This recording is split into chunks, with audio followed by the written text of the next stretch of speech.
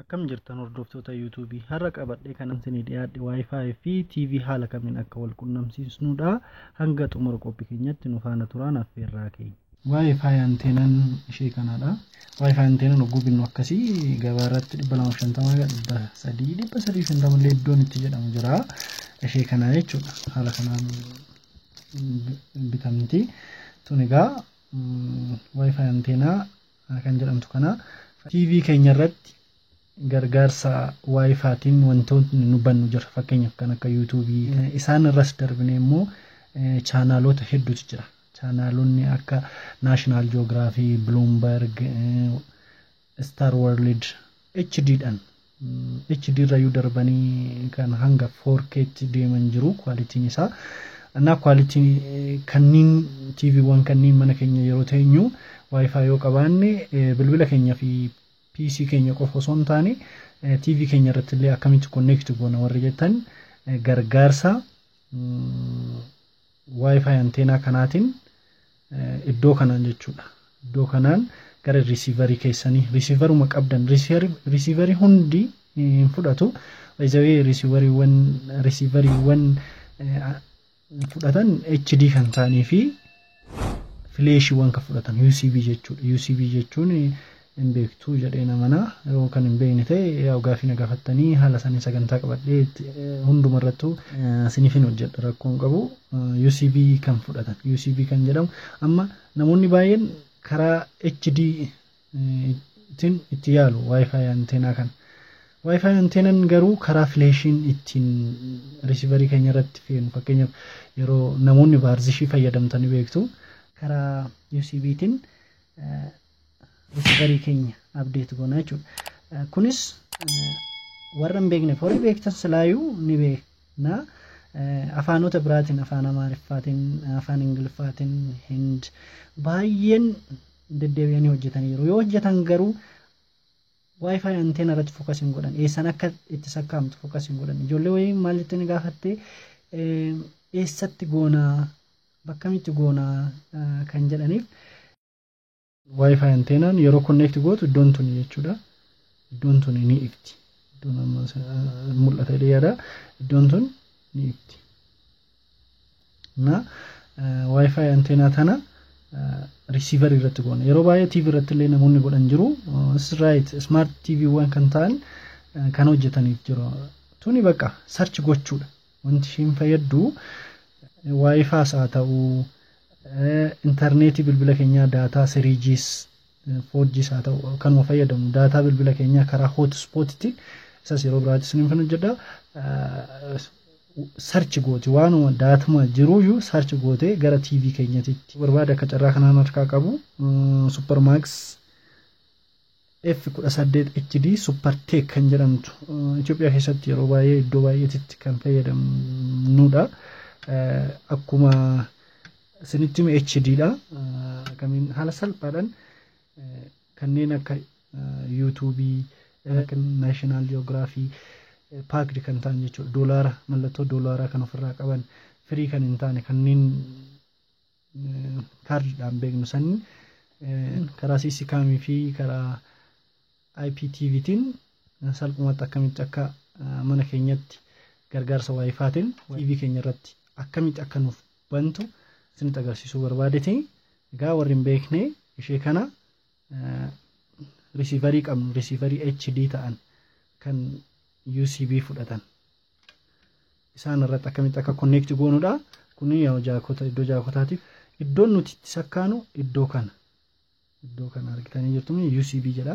Iddoon kuni iddoo flashii kan Wi-Fi'aan kun Wi-Fi anteenaan kun connect goonu jechuudha. Example akkas goone tana laatuni olis jetti iddoo kanatti olis jetti gadis jetti namoonni beektanii beektu namoonni hin beekne haala kanaan iddoo kanatti sakkaanaa jechuudha. Haala kanaan itti goonaa jechuudha difama. Haala kanaan erga itti goonee booda kenooti sirriitti naaf seeneera kenooti haala kanaan itti goonaa erga gooneen booda hoo barbaanne tan ol dabsuu dandeenya achi dabsuu dandeenya haala kanaan itti goona. Haala kanaan iddoo kana akka ibtu mul'ata tuni Wi-Fi anteenadha. receiverii keenya irratti haala kanaan eega wal qabsiifnee booda kana gara TV'tti fiddi jechuudha. Gara TV'tti fiddi. Gara TV'tti erga fiddeen booda kanneen paakd ta'an yookaan kanneen doolaara ofirraa qaban kanneen akka National Geography, Wild baay'eetu jiru, Star World kunniin haala kamiin akka banu isinitti agarsiisa. Kunniin gargaarsa Wi-Fi'tiin CC kaamii fayyadamuudhaan haala kamiin akka mana keessanitti gargaarsa Wi-Fi'tiin TV kanneen doolaara qaban kanneen HD kan ta'an kanneen akkamitti akka ilaalu nutti agarsiisa jechuudha. Egaa National Geography haala kanaan akkamitti siif banee jechuun keessanii nafuu TV irratti akkamitti Wi-Fi fayyadamtanii kan jedhus asumaan haaluma amala receiverii keessan argisiisuun baay'ee afaan hedduudhaan afaan Amaariffaatiin, afaan Ingiliffaatiin, afaan Hindiin afaan baay'eedhaan wanti kun irra deddeebi'amee waan hojjetameef haaraa isin ta'uu dhabuu danda'a. Warroonni hin beekneef garuu warroonni afaan biraan dhageenyeef warrootni waan kana yaada hin qabneef tarii afaan Oromoofaatiin hagas hunda bal'inaan waan hojjetamaniif Wi-Fi's ta'ee daataa moobaayilii kan daataa intarneetii bilbila irratti fayyadamnu akkamitti TV keenya irratti fayyadamnaa kan jedhu hojjechuuf. Iddoo network kan jedhu kuni receiveriin Supermax F18 HD Supertech dha waan taateef haala kanaan fiddi iddoo network kan jedhu kana dhaqxu nama mul'atan fakkaate network kan jedhu kana dhaqxu network kana okay gootan network setting hidhattu network setting kan dhaqxaniif CC cam guutuu barbaadan CC cam barbaadne yoo ta'e network application kan jedhu kana dhaqxu network application kana keessa Apollo jira, YouTube jira, update online jira, RSS jira, network radio jira. Kunniin YouTube fayyadamna hojjetan tokkoffaa connectioning keessan baay'ee gaarii ta'uu qaba. Kuni applicationoota ta'uu fayyadamuu barbaadan.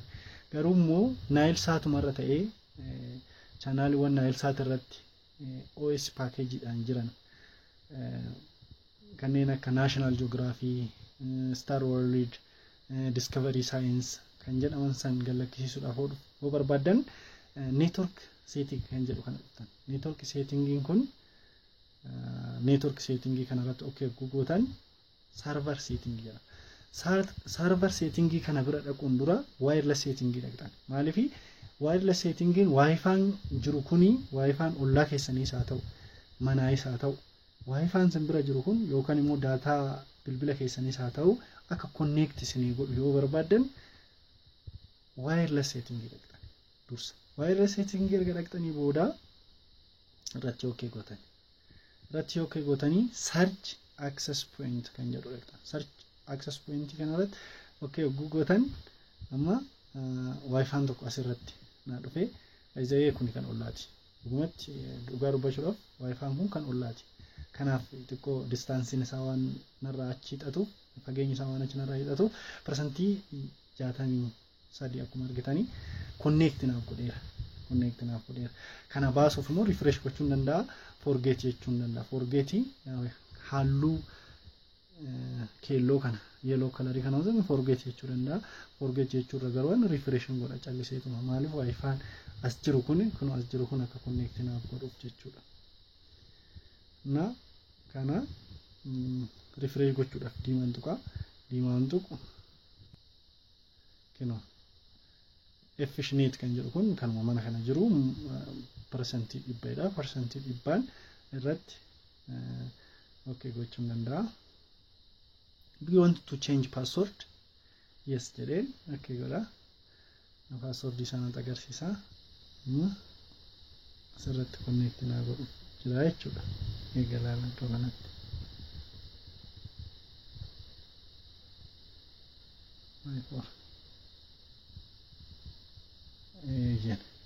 Connect naaf gooteerti duratti gargadi kanarratti connect na goote turte amma asirratti akka connect naaf godhe arginee jirra jechuudha. Kana asii eega connect godhe kun connect sababni godhee fi rendeebiyaa kun connect kan godhee fi andursa passwordii ni qabu silan itti barreesse wifi keessan yoo passwordii qaban callistaniituma kana connect itti gootan jechuudha. Haala kana eega connect itti gootaniin booda ni baatu duubatti deebitanii amma asitti cc kaamii keessan guuttanii jechuudha. Asitti kan guuttamu cc kaamii immoo iddoo kanatti guuttan irra deebi'ee cc kaamii amma haala connection ittiin connect gootan erga sanitti min booda haala kamiin cc kaamii al tokko irra deebi'ee sanitti agarsiisa. National Geography akkamitti akka hojjete meenuu ni tuttanii network kan jedhu yookaan immoo akkuma wireless setting kan jedhu jira akkuma receiver keessaniititti nabratamma network kan jedhu kan tuqa network jedheen network setting kana irratti tuqa cc camera guutufanii cc camera server setting kan jedhu cc camera na fakkeenyaaf amma tokko haga 15 qaba kiyya tokko haga 15 qaba kunniin kun waan hin guutamne disconnecting jedha ilaala disconnecting jedha amma kana guutuudhaaf kan connect ta'e isinitti agarsiisa. Kuni connected 3 June 2020 up to 3 December 2020 jajaaf kan hojjetu jechuudha. Kanneen enable gootanii haala kanaan iddoo kanatti iddoo kanatti iccitiitu jira. Iccitii san haala kamiin akka argattan yookaan immoo haala kamiin akka itti guuttan karaa masmara keessatiin sinifan kaa iddoo kanatti yoo guuttan natsu jechuun maal jedhama toluma sinif banaa jechuudha. Toluma sinif bana kan waggaa tokkos bituu barbaanna hanji alamaatis bituu barbaanna anis jira gabaar haala san jira haala san amma akkaataa ittiin guutamu isa sinitti agarsiisa linkii yookaan description irra sinifin kaa haala saniin argattu jechuudha. Kana kuni cc kaamii fayyadamuudhaaf garuu yookaan YouTubein fayyadama jettan YouTubein jalqabumarraa ka'ee kana gootanii network bira deemtanii network erga feetanii booda network application kan jedhu tuqxanii achi keessatti isinii dhufa jechuudha. Nama YouTube banuudhaaf xiqqoo ni tura. Baay'ee wanneen paakdi ta'an kun yeroo wifi fayyadamnee passwordii isaanii hin jijjiiru. Passwordii isaanii sekondiidhaan jijjiiru. Garuu wifi maal fayyada? Viidiyoo kana fiduuf osoo hin taane passworduma isaan jijjiiran san wajjin jijjiiruuf qofa nu fayyada wifi. Xiqquma wifi xiqqoo qabaannan ni hojjeta waan ta'eef rakkisu cc camera. YouTubein garuu viidiyoo fiduuf waan ta'eef cc camera baay'ee ulfaataadha. TV irratti jechuudha. Amma iddoo asirratti okay godhee yeroo dheeraa biyyaans yoo xiqqaate daqiiqaa 15 na tursiisuu danda'a jechuudha. Haala san eegnee ni fayyadamu ta'an asirratti okay gootu updating jedha achiin booda waiting jedha please waiting jedha achiin booda ni banaa jechuudha. Loading jedha haala saniin fida. Egaa haala kanaan wifi antenna fayyadamuudhaan wifi TV wajjin wal quunnamsiisee wantoota barbaannu fayyadamuu ni dandeenya. Egaa akka viidiyoo biraatiin wal arginu viidiyoo kana like share gochuudhaan nu gargaaruun dagatinaadha. Gaaffii yoo qabaattan nu gaafadhaadha. Hanga viidiyoo biraatiin walitti deebinutti nagaan turaadha. Fayyaan hunduma keessaniif.